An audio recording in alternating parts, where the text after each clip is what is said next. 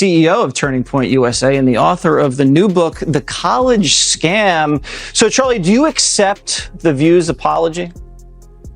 I mean, regardless of whether or not I accept it, the question is, do our students accept it? That's really what's at heart here. They went after our 5,000 students at our event there of high school and college kids. And look, I get attacked all the time. People say false things. I'm a public figure. But when you go after 16 and 17-year-olds that travel from across the country that then have to live for the rest of their life with a shadow over them because someone at ABC says that they might be linked to neo. Sonny Hostin just detonated in real time on live television after Charlie Kirk delivered a public schooling so vicious, even the View's audience wasn't sure whether to applaud or activate a wellness check. What began as a debate quickly nosedived into a televised tragedy, with Hostin's arguments collapsing faster than a pop-up chair at a barbecue. Kirk didn't just win, he obliterated, leaving Sonny visibly rattled and grasping for a rebuttal like a cat chasing a laser pointer. This wasn't a discussion, it was a primetime autopsy. Disgusting, gross elitism and her complete out-of-touch nature with respect to the rest of the world. Sonny Hostin goes on The View and decides now would be a great time to dump all over the so-called uneducated. What we did not have is white women who voted about 52%, right, for Donald Trump. Uneducated white women, is my understanding.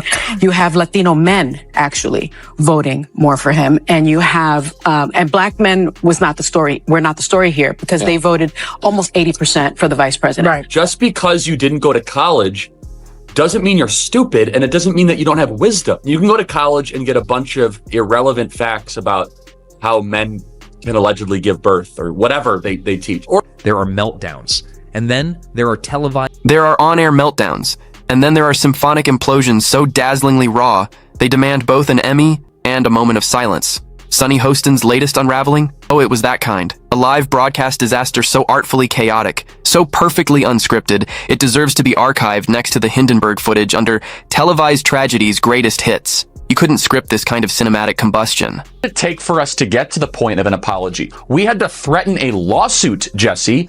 And by the way, we're still entertaining it. We're talking to some of the best lawyers out there that are experts in this. And as you know, these things can be very complicated. There's a lot of facts and circumstances around it. But we're not going to let this go because you should not be able to smear 5,000 high school and college kids and then just be able to walk away with it. And the reason they felt they needed to do that, Jesse, is because if they told their audience the truth, that when gas is the most expensive it's been, flights are super expensive, that 5,000 kids decided to spend a weekend in summer traveling across the country to go hear from conservative speakers, maybe the audience of The View would think twice about all of their ideas. That's why they felt so compelled to try to smear our wonderful summit this last. To be fair, Sonny wasn't set up. No sneak attacks, no surprise panel guests, no producer whispering chaos into an earpiece, just the residual shockwaves of Charlie Kirk's algorithm-powered truth bomb echoing through the studio like a caffeine-fueled wrecking ball. He didn't even have to be in the building. His words did the work from zip codes away. That's 21st century warfare with Wi-Fi. Racist myth that is rooted in bigotry, trying to classify people based on their skin color. If you are a racist, you have something to apologize for. If you're a white person who is not a racist, you have nothing to apologize for. And anyone who makes you apologize just based on the color of their skin, of your skin, they're the racist and you're not. This was Charlie Kirk in full digital warlord mode. He launched a high-gloss, hyper-edited takedown video straight from his bunker, part op-ed, part explosion. He targeted Sonny Hostin's worldview like it defaulted on a loan. Forget nuance. Skip the context. The production came with brooding strings, flashing charts, and close-ups so intense you could see the pixels sweat. This wasn't a rebuttal, it was a power wash. Kirk didn't just clap back, he rewired the debate and served. It cold with a smugness so thick you could spread it on toast. The internet? Oh, it devoured every bite. Turning Point conference. Were in the front of out there in front of the conference with anti-Semitic slurs, and I think it's important that every single person that attended that Turning Point, every Republican speak up against the swastikas, against the flags that were waved. You let them in. President, open your You let them in and you knew what they were. Right. So you are. The clip spread like wildfire at a fireworks factory, faster than a faux Kardashian scandal and twice as messy. Within hours, it hijacked Twitter trends, flooding timelines with clickbait like Charlie Kirk dismantles daytime delusion and Sonny. Hostin hit by a freight train of facts. Subreddits lit up like Vegas. Comment sections morphed into digital mosh pits, and reaction channels swarmed it like flies at a drama buffet. Suddenly, The View, once a safe space of polished, pre-approved liberal comfort, felt more like a cruise ship caught in a media monsoon. The energy dipped, the air cracked, and Sunny Hostin, usually composed with a legal pedigree and titanium, spine began short-circuiting on live TV. No yelling, no chair flips. This wasn't Real Housewives. This was worse. This was the quiet collapse, the twitchy hands, the forced grin, the slow drain of broadcast authority. You could practically hear her thoughts. Am I being ratioed right now? Meanwhile, Kirk, filming from wherever he stockpiles smugness, was already uncorking victory gifs. This wasn't about logic, it was about control. And that one clip, that was a coronation. Because Kirk didn't just dismantle her ideas, he went after the entire brand she embodied, educated, composed, untouchable, until now. The final point I'll say is this, is Sunny, you guys thought that abortion was going to be this like quasi-zealot religious issue? I'm pro-life. If people in the audience aren't, that's fine. What I'm saying though, what gives me promise, and I think we can all agree on this, is that there are other issues that should animate and drive our politics other than this very divisive one. And I was really encouraged by that, Megan. Very encouraged, because the media was forcing this as an up or down vote on a referendum on a highly complicated, very emotional, very personal issue. And it turned out the American people were like, yeah, actually, these other 6 things matter more. And that right there was the whole point. This is vintage Charlie Kirk playbook. Reduce public personas to screen names, strip them of depth, and roast them over the blazing coals of meme culture. He didn't need to be right. He needed to be relentless, flashy, and 15 content cycles ahead. And oh, he was. While Sunny was still adjusting her cue cards, Kirk had already deployed a TikTok-ready highlight reel, a dozen meme-laced edits, and probably a limited edition t-shirt. Drop. Her breakdown wasn't about a failed argument. It was the aftermath of being sideswiped by a high-speed train made of snark, saturation, and social media savvy. She thought she was captaining a light daytime segment. Instead, Kirk turned it into a hurricane with her name on it.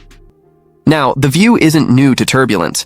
They've handled walk-offs, crying fits, and philosophical cage matches disguised as hot takes. But this? This was uncharted. There was no debate, no counterpoint, just an uninvited ambush from the pixelated trenches of internet warfare.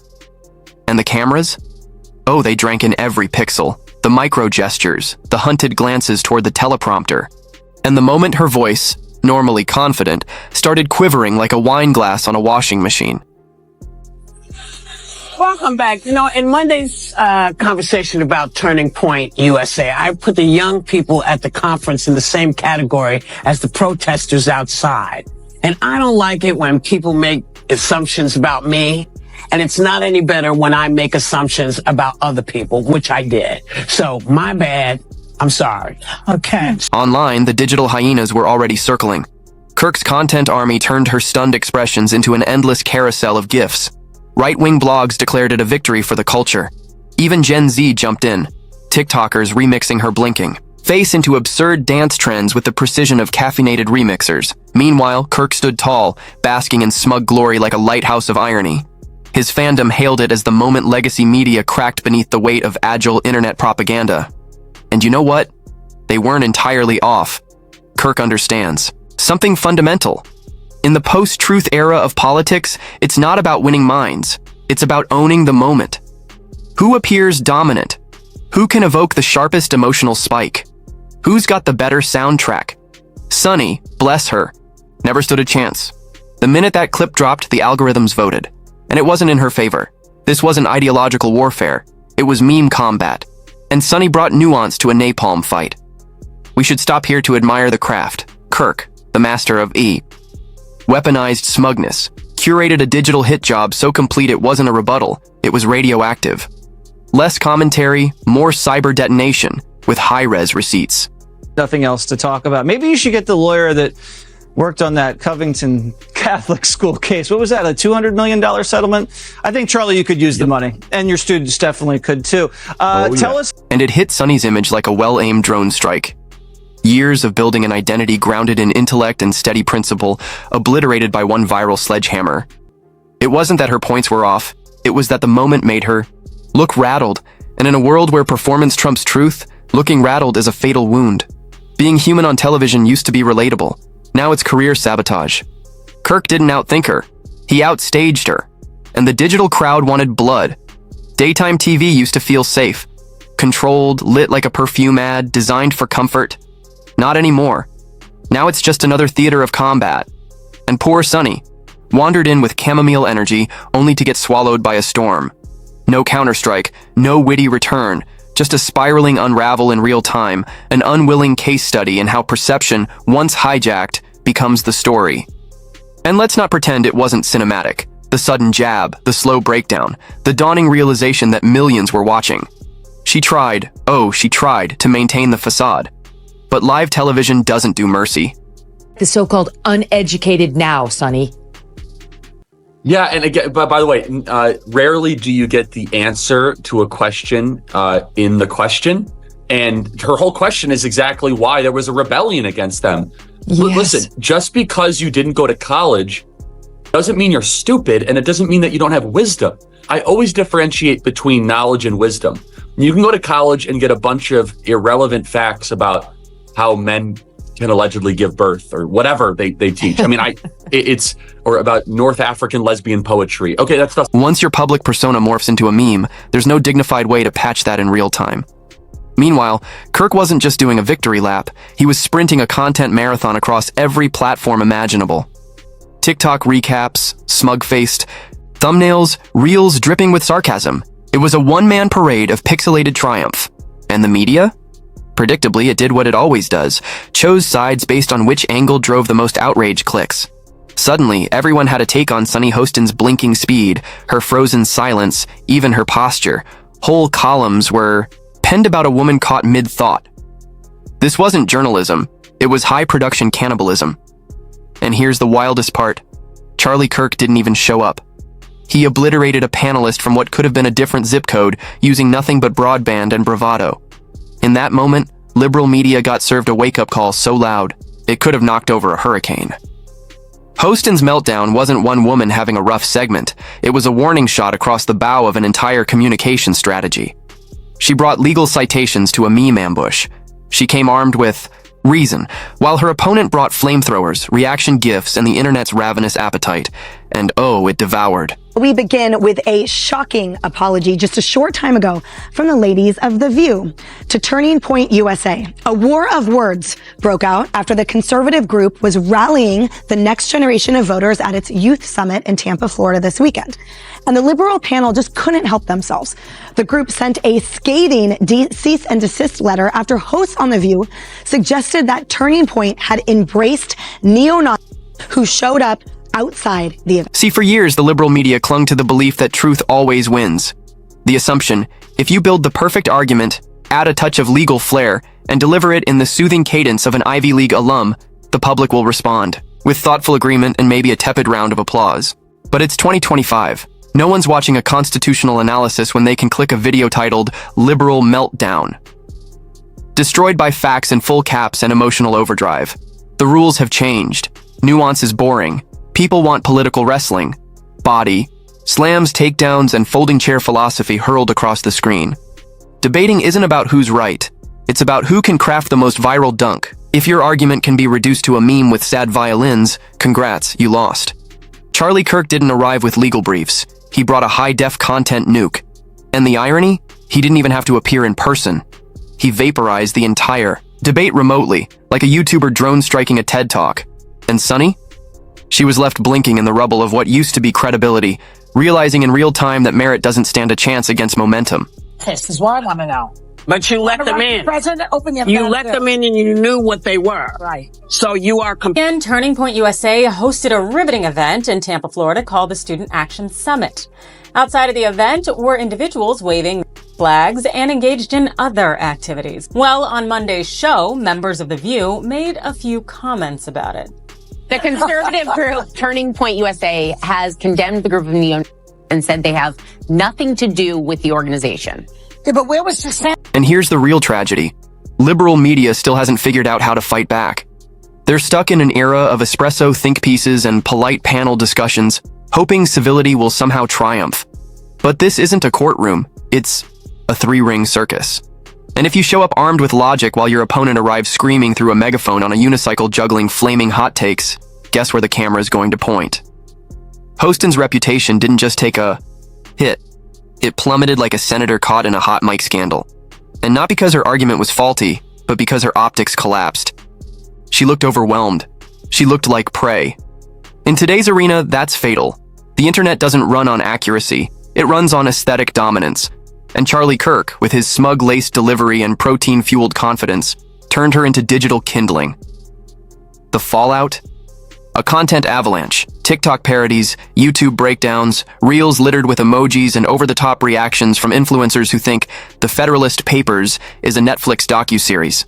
Hostin's composure shattered into 1,000 algorithm-friendly fragments, now repurposed by people who couldn't pass a civics test if it came with a cheat sheet and a glossary. Fact that there were openly neo-demonstrators outside the Florida Student Action Summit of the Turning Point USA group.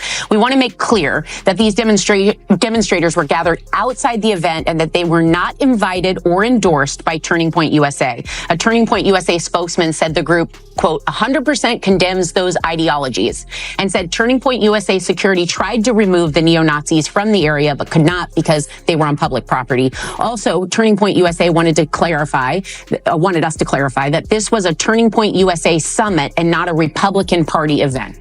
So we apologize for anything. Image is everything. And once a public figure flinches, the online vultures don't just circle, they live stream the feast. Sure, Sunny might rehabilitate her brand with traditional audiences, where poise still means something. But in the digital Coliseum, she needs more than credibility. She needs a whole new playbook. One that stops assuming people want reason and starts accepting they crave spectacle, scandal, and something to repost before lunch. Sunny's unraveling wasn't loud or theatrical. That's what made it lethal. It was real. And that, in this content economy, is the most dangerous thing of all. Because if you're not playing the circus game, the circus will still find you. And you'll be the act. So here lies Sunny Hostin's carefully curated media image, smudged, memed, and replayed on a loop of blinking disbelief.